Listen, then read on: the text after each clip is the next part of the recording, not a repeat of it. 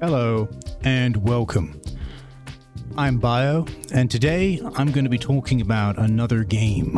What a surprise, right? That I'd be talking about another game.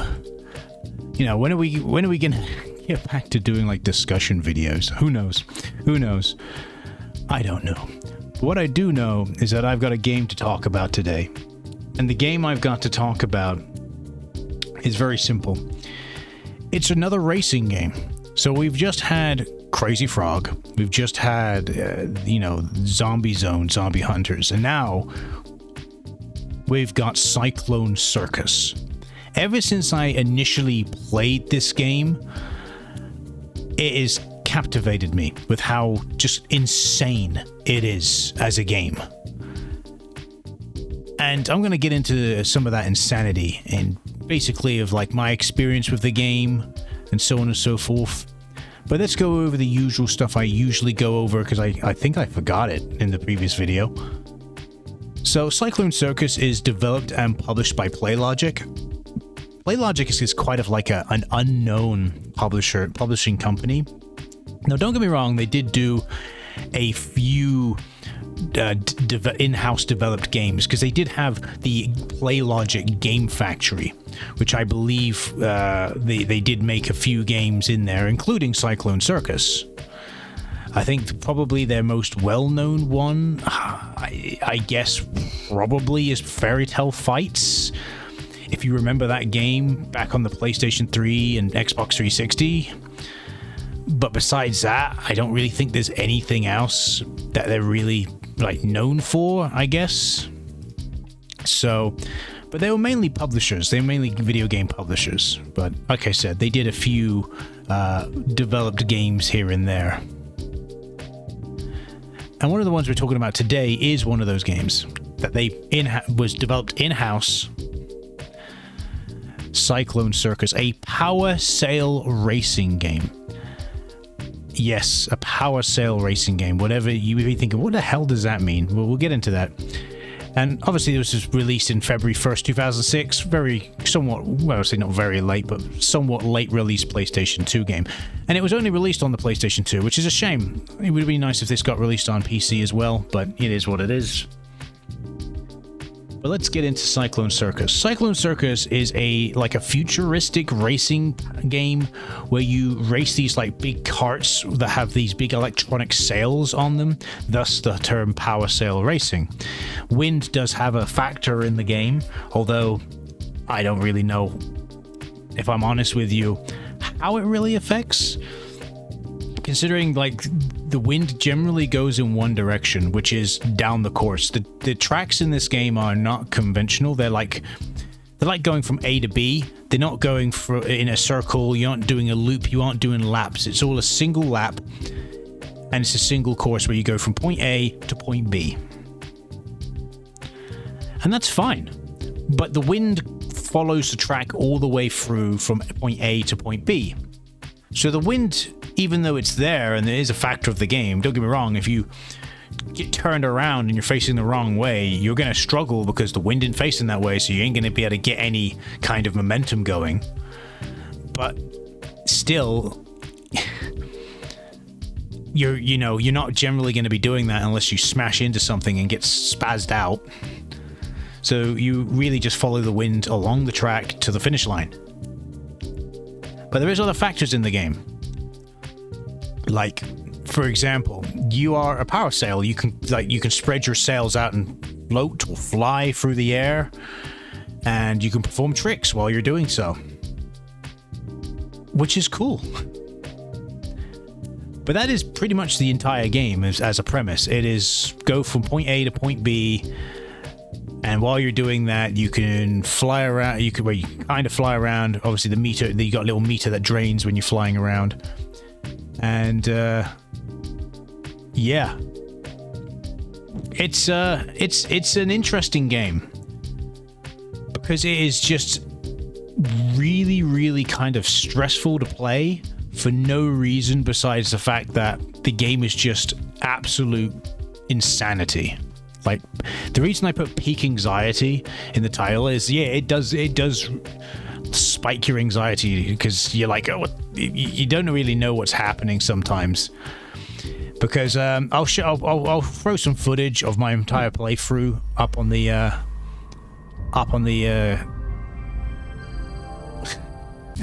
there we go.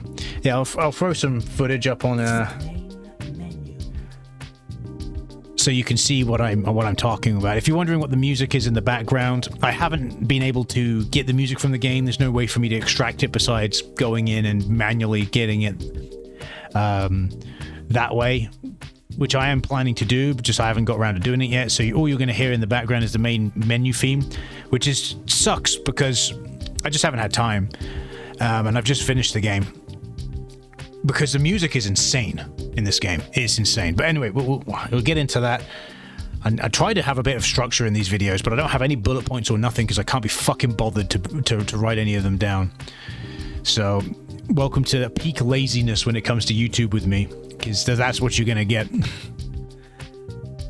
So you have like I guess 3 modes. You have 3 modes you can pick from. You have the world race, which is like a championship.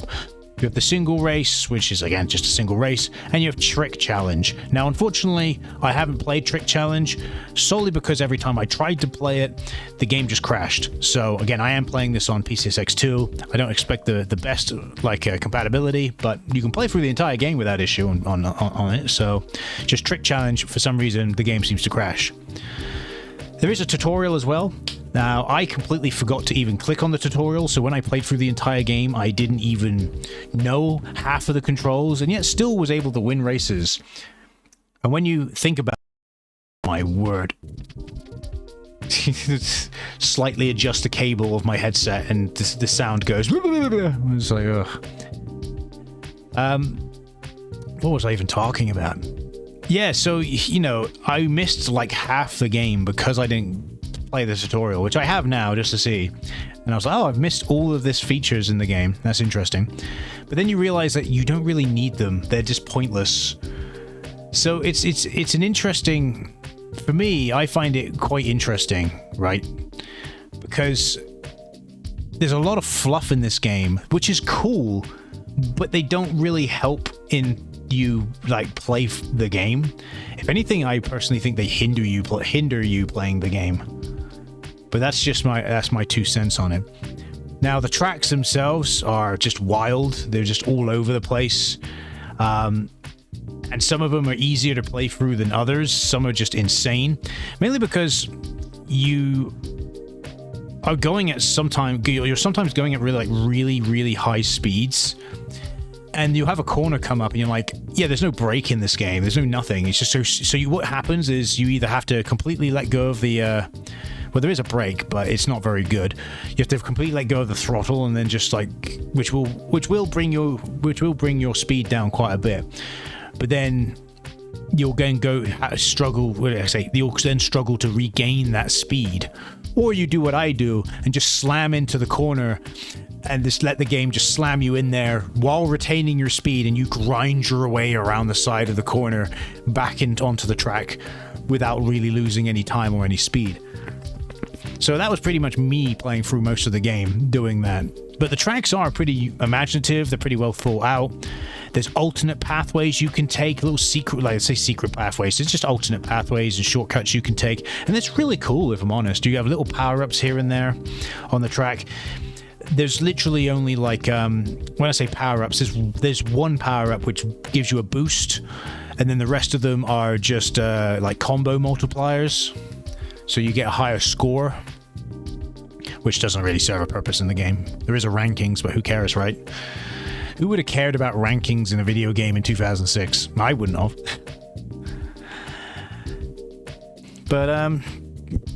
But yeah, you got a fair amount of playable characters. If I go through and have a look, go in the single race, I played through the entire game with Raul. Which, by the way, if you play through the entire game with one character, it's going to be interesting for you, solely because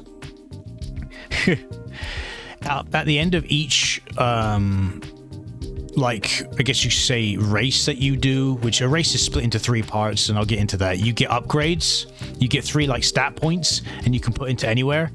And obviously I put my stat points into speed first of all, then into stability, and then dynamo, which I think dynamo is how fast your meter goes up maybe. And then there's jump. And of course I didn't even know there was a jump button. I saw other characters doing it and I was like, I don't even know what the button that is to cause the jump until I played the tutorial. But I played through the entire game without needing it. So does it really serve a purpose? No.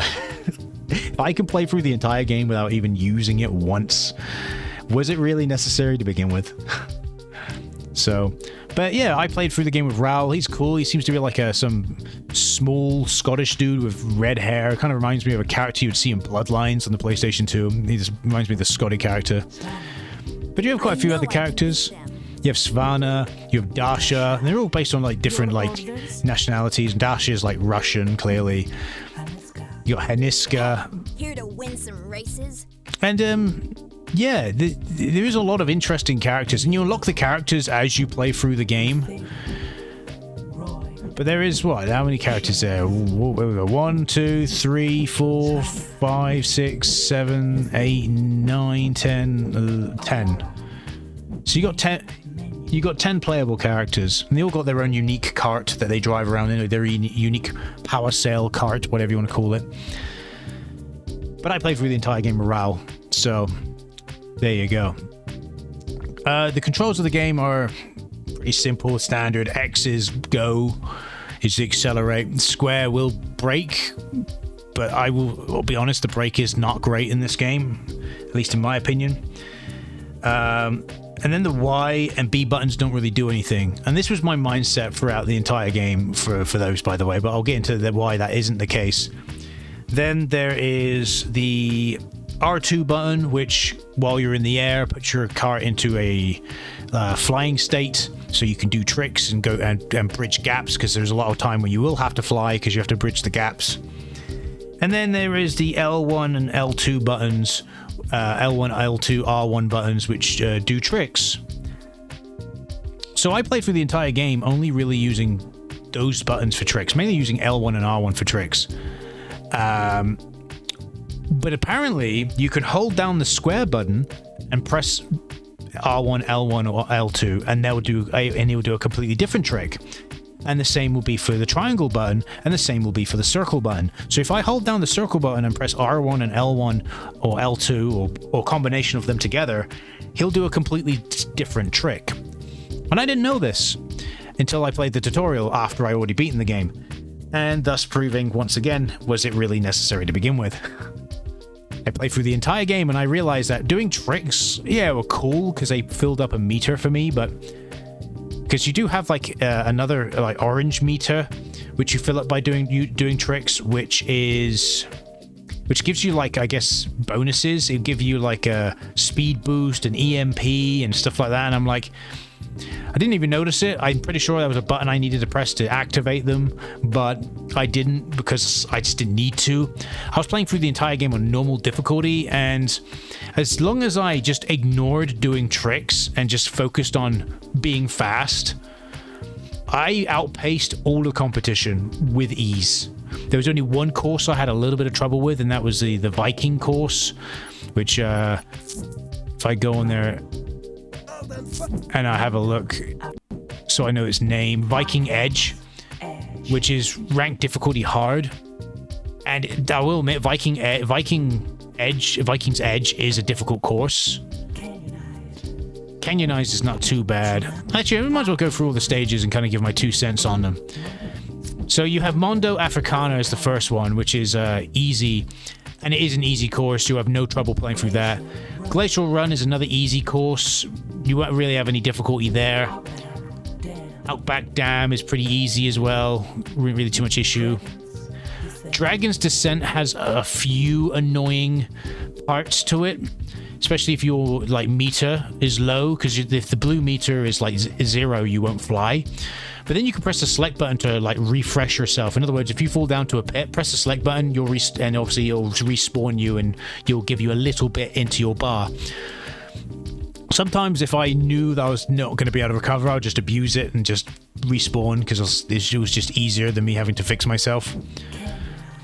Canyonized is okay. Viking's Edge is just a horrible course. Worst one in the entire game, in my opinion.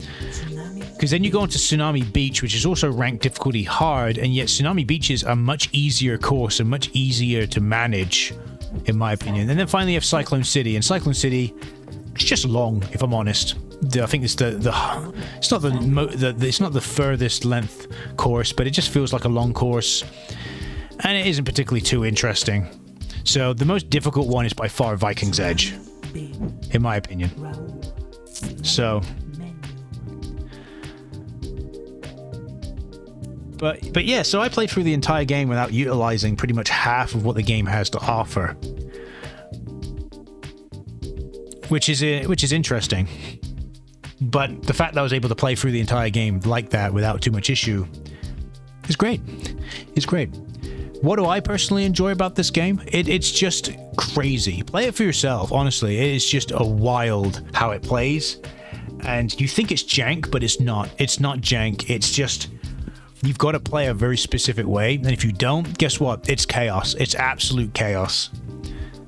But I had a lot of fun playing through this game. A hell of a lot of fun.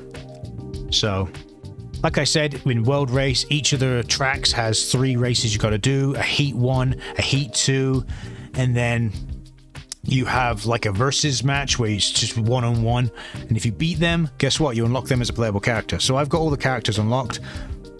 I haven't got all the artwork unlocked. I don't know how you're supposed to unlock some of the other artwork, because I just unlocked them through playing World Race. Maybe if I play through World Race multiple times, I'll unlock more artwork. I don't know.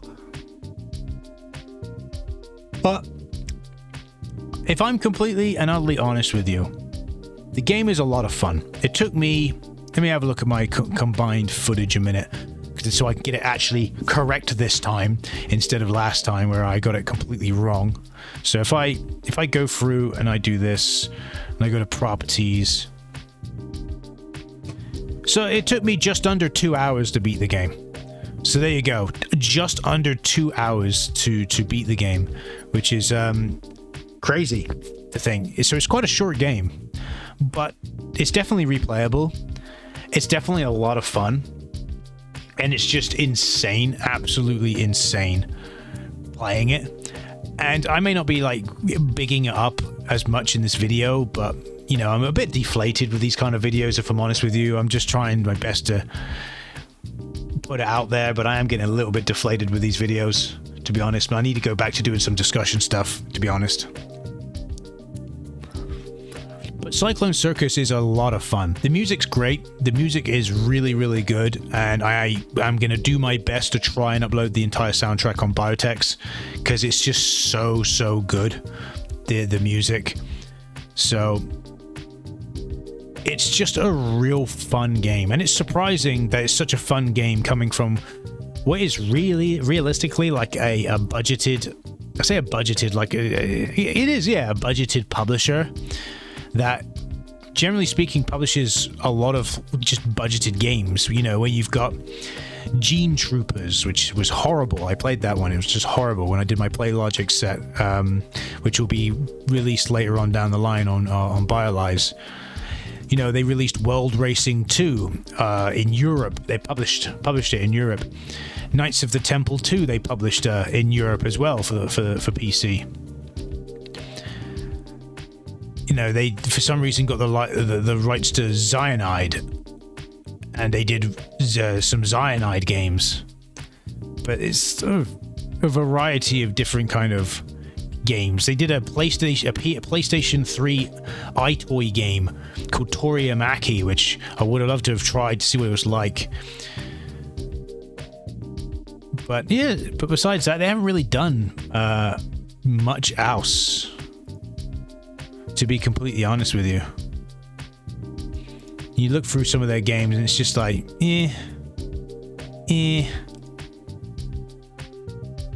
But like I said, at least I can honestly say, for what, in my opinion, is a budgeted publisher, they did a really, really good job with Cyclone Circus. It's a lot of fun. It is, in my opinion, one of a hidden gem of a racing game on the PlayStation 2. and you should definitely give it a go. You should definitely try the game and give it a go. And that's my 2 cents with it. I will be uploading my Cyclone Circus save file onto GameFAQs if you want to try it out yourself with all the characters unlocked. But I'm going to call it there. Again, like I said, these videos are becoming a little bit deflated for me. You know, it is what it is. I am trying, but if your enthusiasm for them isn't great, it is what it is. You just do your best with how you're feeling at the time.